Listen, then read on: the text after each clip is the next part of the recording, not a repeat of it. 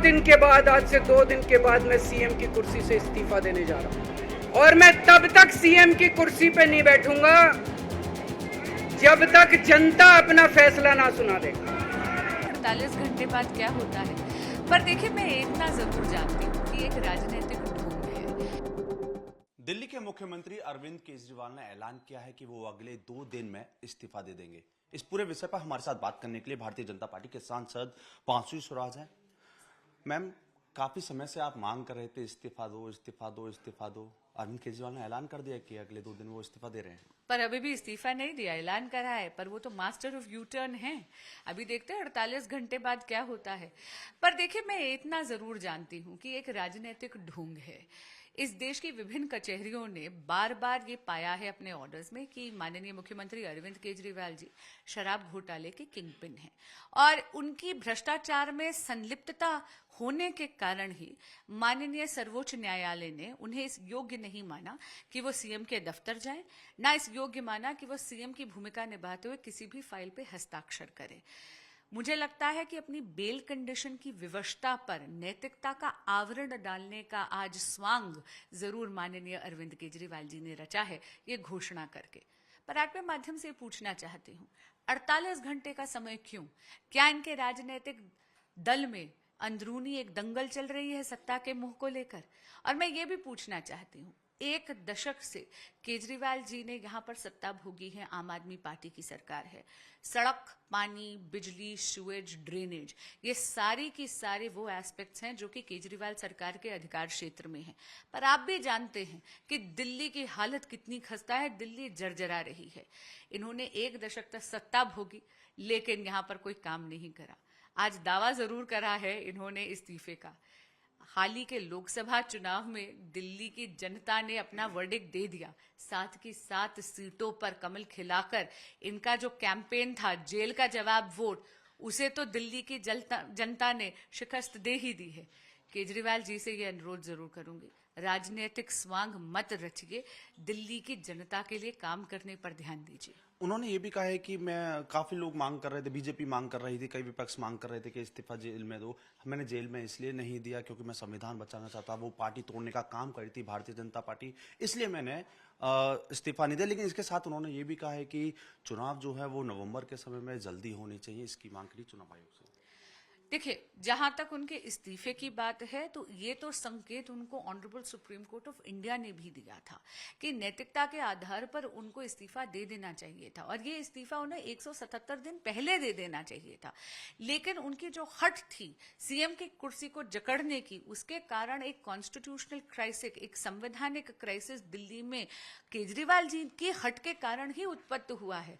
तो इतने बड़े बड़े झूठे दावे उन्हें नहीं करने चाहिए। और बहुत आहत करने वाली बात है कि केजरीवाल जी, जिन्हें इस देश की कचहरी शराब घोटाले का किंगपिन मानती है, भ्रष्टाचार में लिप्त मानती है, वो भगत सिंह जी का नाम मलिन कर रहे हैं। भगत सिंह जी हमारे स्वतंत्रता संग्राम के जननायक हैं, हमारे राष्ट्र नायक हैं, उनका नाम इस तरह मलिन नहीं करिए। रही बात चुनाव जल्दी करवाने की, तो देखिए भाजपा बिल्कुल तैयार है चुनाव जल्दी करवाने के लिए। मैं पूछना चाहती हूँ कि केजरीवाल जी अकेले इस्तीफा क्यों दे रहे हैं? फिर पूरा मंत्रिमंडल उनका क्यों नहीं इस्तीफा देता?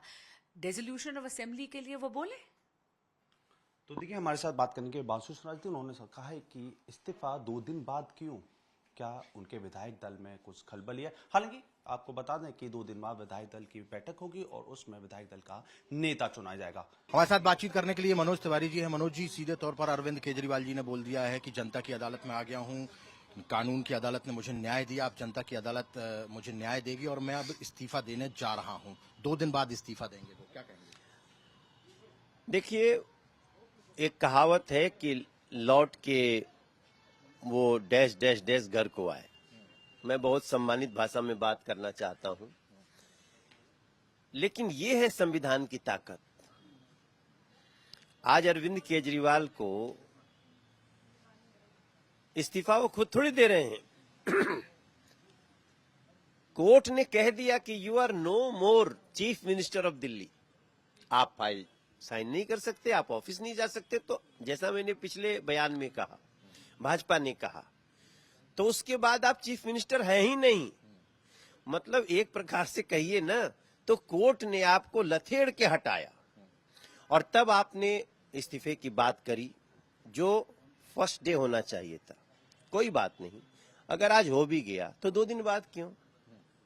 इस 2 दिन में आप क्या करने वाले हैं?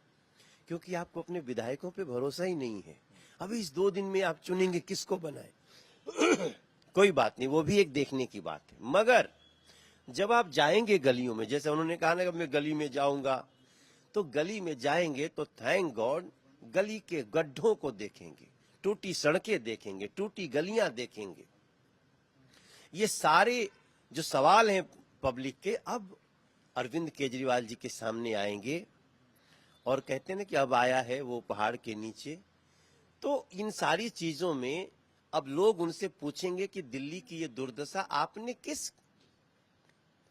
दिल्ली के किस गलती के कारण किया। और बहुत देखना इंटरेस्टिंग होगा, क्योंकि अरविंद केजरीवाल जी ने दिल्ली की सारी व्यवस्था को नष्ट कर दिया। हम जब कुछ बोलते हैं, भाजपा कुछ बोलती है, तो आम आदमी पार्टी के कार्यकर्ता थोड़ा सा नाराज हो जाते हैं। हालांकि मैं बहुत सम्मानित भाषा में बोलता हूं।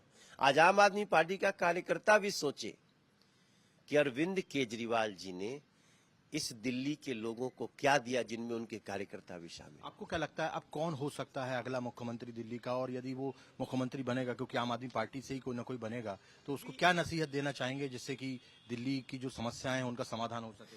बीजेपी इज नॉट इंटरेस्टेड कौन उत्तराधिकारी होगा उनका, लेकिन बीजेपी इस बात से दुखी है कि दिल्ली का जो बड़ा नुकसान कर दिया अरविंद केजरीवाल जी ने, अब वो पूरा कैसे किया जाएगा।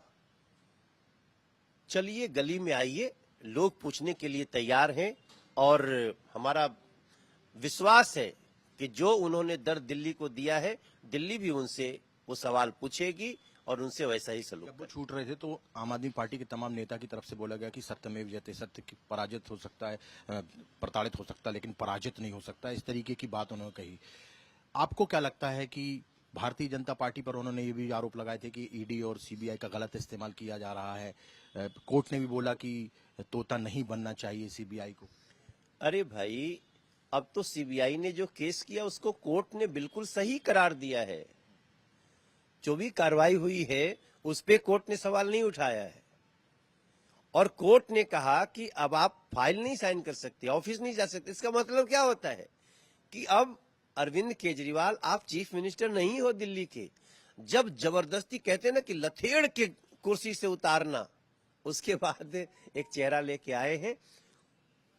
वास्तव में दिल्ली के महिलाओं की उस बात का, लोगों के उस दर्द की जीत हुई है जो उन्होंने शराब पिलाने के बात पे दिया। अब लोग पूछेंगे ना भाई कि आप दिल्ली को किस लिए शराबी बनाना चाह रहे थे।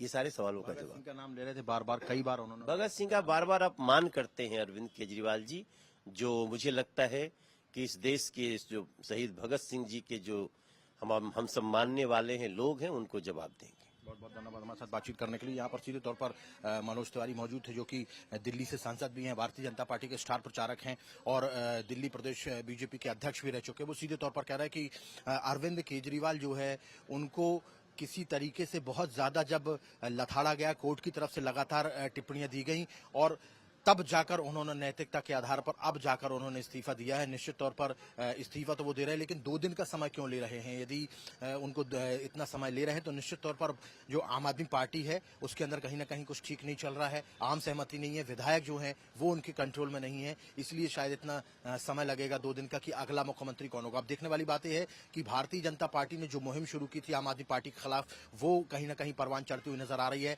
लगातार पिछले 2-3 सालों से भारतीय जनता पार्टी ये कह रही थी कि इस्तीफा होना चाहिए, इस्तीफा होना चाहिए, अरविंद केजरीवाल को इस्तीफा देना चाहिए। और अब जाकर अरविंद केजरीवाल जब जेल से छूटे हैं तो अब वो इस्तीफा दे रहे हैं, क्योंकि वो ना मुख्यमंत्री के कार्यालय में जा सकते हैं, ना मुख्यमंत्री की किसी फाइल में सिग्नेचर कर सकते हैं, ना किसी प्रकार का कोई निर्णय ले सकते हैं। तो अब जब वो मुख्यमंत्री के किसी भी प्रकार के कोई क्रियाकलापों को नहीं कर सकते हैं, इसलिए उन्होंने अब इस्तीफा देने की पेशकश की है। लेकिन इससे भारतीय जनता पार्टी का कितना लाभ होगा आने वाले दिनों में राजनीतिक तौर पर, यह देखने वाली बात होगी और आम आदमी पार्टी का कितना लाभ होगा